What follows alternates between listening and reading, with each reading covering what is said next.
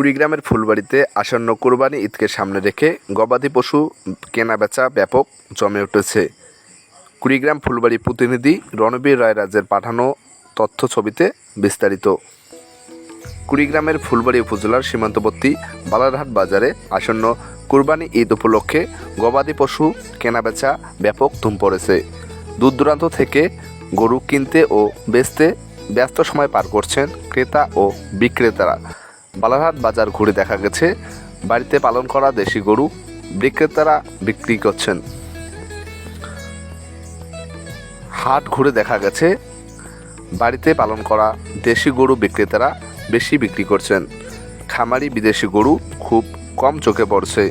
ক্রেতা ও বিক্রেতাদের উপচে পড়া ভিড়ে হাট জমে উঠেছে।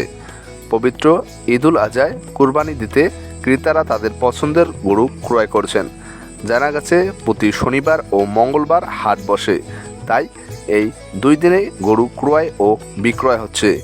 গরু ক্রেতারা বলছেন পছন্দের গরুকে কিনতে একটি হিমশিম খাচ্ছি, অনেক মূল্য দিয়ে কিনতে হচ্ছে। এদিকে বিক্রেতারা বলছেন গরু পালন করতে অনেক খরচা হয়েছে, তেমন ভালো দাম পাচ্ছি না বিক্রয় করে। গরু বেচাকেনা সম্পর্কে হাট ইজারাদার আনিসুর রহমান বাবু বলেন, তেমন বেচাকেনা হচ্ছে না। খামারিরা খামারে গরু বিক্রয় করছেন, যা দূর দূরান্ত থেকে ক্রেতারা এসে পিকআপ ভ্যান ও ট্রাকে করে নিয়ে যাচ্ছেন। এতে আমাদের অনেক লোকসান হচ্ছে।